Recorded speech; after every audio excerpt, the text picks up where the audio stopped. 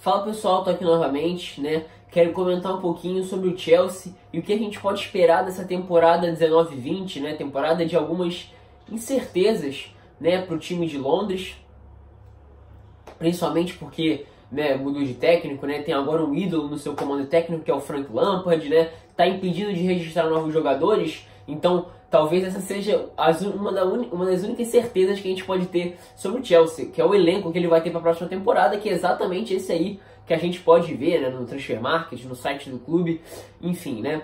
Agora, em relação às expectativas, e o que a gente pode esperar, né, do Chelsea como conjunto, Chelsea como time, né, o que ele vai aspirar nessa temporada, é o que a gente pode discutir aqui um pouco nesse vídeo, né. Bom, o Frank Lampard é um técnico que fez até um certo bom trabalho no Derby County, né? Acho que o saldo final foi muito positivo. Eu até falei um pouco mais sobre isso no vídeo sobre a contratação dele, né, pelo Chelsea, quando ele foi anunciado, né?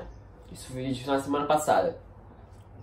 E bom, como é um treinador que só tem uma temporada, é muito difícil a gente extrair uma ideia, né, o que realmente é o Frank Lampard como treinador, o que de fato ele pensa de futebol. Isso assim, é muito difícil de ver porque realmente foi uma temporada só, né, de um time com algumas peças interessantes até, né, apresentou um futebol muito interessante no começo do campeonato, bem legal de se ver em alguns momentos. Depois o ritmo caiu um pouquinho, até o Derby County conseguiu no final chegar até a final dos playoffs, então, e podia ter ganhado do Aston Villa e subido, enfim. Não foi isso que aconteceu, mas poderia ter acontecido. Então, assim, acho que o saldo final do Frank Lampard foi positivo. Mas é difícil a gente falar, de fato, assim, numa ideia de jogo, num princípio de futebol do Frank Lampard, porque é muito pouco, a gente só viu uma temporada dele, né? Então, assim, questão de ideia de jogo é muito difícil de comentar. A gente pode comentar o que mais ou menos ele pode organizar com as peças que ele vai ter, né, com os jogadores, principalmente os que voltaram de empréstimo, né? O Chelsea é um jogador que o Chelsea é um time que empresta jogador a rodo, né? Tem jogador do Chelsea espalhado pelo mundo inteiro, né? E agora, com esse impedimento de contratação, a tendência é que esses jogadores possam fazer possam se tornar mais importantes no elenco principal do Chelsea. Afinal de contas, o Chelsea não pode comprar, não pode registrar esse jogador, pode até comprar, né, mas não pode registrar ele para as competições, né? Então não tem sentido muito você comprar um jogador se você não vai poder usar ele, né, pelo menos no momento. Então, uma série de jogadores mais jovens e jogadores que no primeiro momento não teriam espaço, né, agora vão ter. Então isso pode ser um ponto positivo para a carreira desses jogadores. Enfim, falando agora um pouco do elenco, né, a gente pode ver jogadores, por exemplo, que saíram de certa forma embaixo do Chelsea em momentos não muito bons e estão voltando melhor, como por exemplo o Bakayoko, como por exemplo o Zouma, né? O Bakayoko foi um jogador que foi muito mal em 17-18, depois de uma bela temporada com o Mônaco em 16-17, né? É emprestado para a temporada 18-19 e faz uma temporada interessante com o Milan e, na minha opinião, volta com condições de ser usado como titular. Ele está sendo cogitado pelo Arsenal, pelo Manchester United. Acho que o Chelsea poderia manter ele no elenco, porque é um jogador que apresentou um nível muito bom no Mônaco, como eu falei, fez uma boa temporada pelo Milan. Acho que tem a oferecer ali, né, nessa parte da volância do Chelsea. Mas enfim, se o Chelsea vender ele, se desfazer dele, também não vai ser o fim do mundo. Acho que pode ser aproveitado essa temporada, mas se o Chelsea se desfazer também não vai ser uma das piores ações do Chelsea, uma das piores ações do Frank Lampard, né, permitindo liberar um jogador assim. É um jogador que mandou muito bem, tem um potencial até interessante para jogar mais bola, mas enfim, não vai fazer tanta falta assim. Tem também o Zouma, que, né, fez uma bela dupla de zaga com o Michael Keane, né, do Everton, principalmente se a gente pega essa reta final de temporada, que foi o melhor momento do Everton no campeonato, né, o período ali de março, final de fevereiro até o final da temporada. Né, são dois jogadores que se destacaram, né, em primeira divisão do futebol inglês na última temporada. Agora, falando dos jogadores que trabalharam com o Frank Lampard no time do Derby County, a gente tem dois jogadores muito interessantes, né? Primeiro, o Fernando Mori, um zagueiro, né, de bom fôlego, boa recuperação, tem boa velocidade. Acho que pode ser muito interessante se a gente for pensar num rodízio de zagueiros do Chelsea. O Chelsea tem três zagueiros principais, né, que é o Christensen, o David Luiz e o Rudiger. Rudiger e David Luiz foram dois pontos muito legais da temporada do Chelsea em 18-19, né? Mas é uma zaga que, quando um se machuca, o Christensen não traz segurança. Apesar de ele ter feito uma bela primeira metade de temporada em 17-18, a segunda metade dele foi muito ruim, né? Aquele jogo contra o Barcelona em que ele erra o passe, a partir dali ele perde muito a confiança e termina a temporada muito em baixa, né? Ele quase não jogou nessa temporada 18-19 agora. Acho que o Tomori chegando pode dar ali uma revigorada nessa zaga do Chelsea, pode representar uma alternativa interessante. Agora, talvez, dos nomes jovens emprestados ao Chelsea, o mais interessante seja o Mason Mount. Foi um jogador que se destacou jogando com o Frank Lampard pelo Derby County, foi um dos principais jogadores que a gente pensa do meio para frente, também ao lado do Harry Wilson, do Tom Lawrence. Foram jogadores jovens que se destacaram nesse meio/ataque do Derby County na temporada 18-19. O Mason Mount é um jogador que jogava num trio de meio-campistas, podendo fazer o lado direito ou o lado esquerdo, né? Um jogador também que tem ótimo passe, boa técnica, carrega muito bem a bola, faz muito bem essa função de carregar a bola pelo meio-campo, né? Ou podendo jogar alguns momentos também como camisa 10, já até à frente dos volantes, num trio de meio-campistas, né? Ao lado de dois meias mais abertos, ele sendo esse cara de camisa 10, maior circulação aqui por dentro do campo.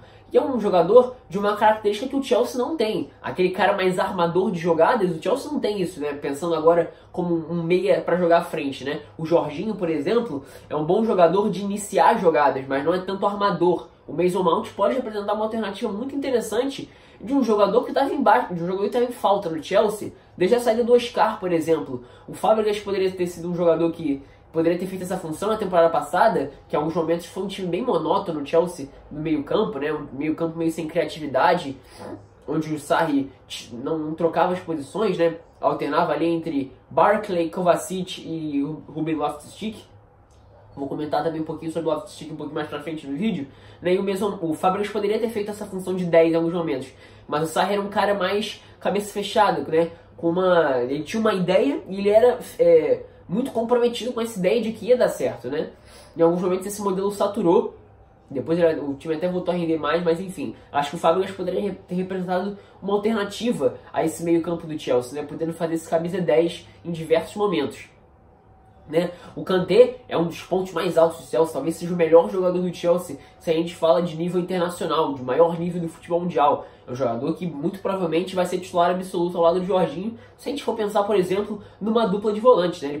Agora ele se desenvolveu a fazer uma função como esse meio campista pela direita, de chegada à área, em diversos momentos sendo decisivo, mas eu acho que jogando no 4-2-3-1 ele vai funcionar muito mais como um segundo volante, para circular ali à frente do Jorginho, né, interceptando jogadas, dando bote, em alguns momentos até chegando mais à frente, pode ser muito interessante. Ou jogando num trio de meio campistas ele pode muito bem também, se a gente for pensar em Jorginho, Jorginho, Kanté e Mason Mount, Jorginho, Kanté e Kovacic, Jorginho, Kanté e Loftus-Cheek, né? Acho que o Kanté e o Jorginho vão ser peças que não vão sair do time, né? Outra peça muito interessante, se a gente falar de jovens do Chelsea, esse já fez a temporada passada do time principal, que foi o Loftus-Cheek. O Loftus-Cheek ele é um jogador que sobe bem da base, né?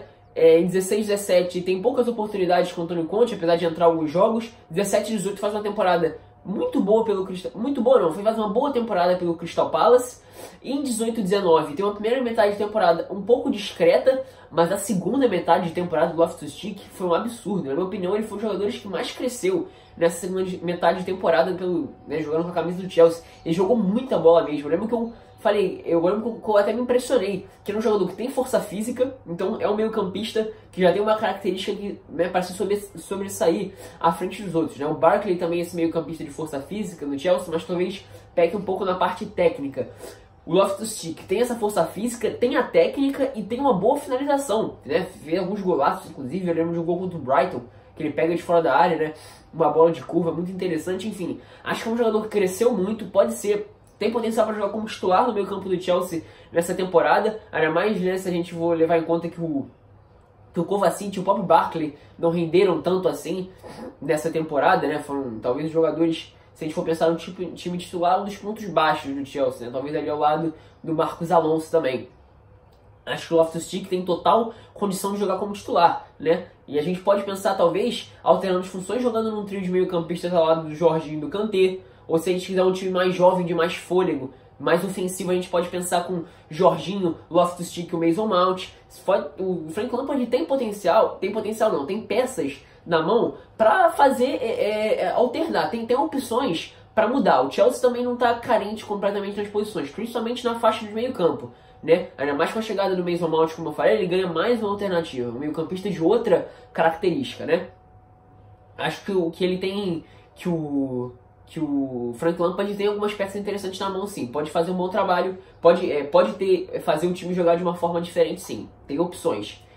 Agora indo, falando da parte da frente, né? Talvez o cara de maior destaque, o que mais vai chamar atenção nessa nova temporada, porque é um jogador de mais destaque internacional, se a gente pensa nas últimas temporadas, que é o Pulisic.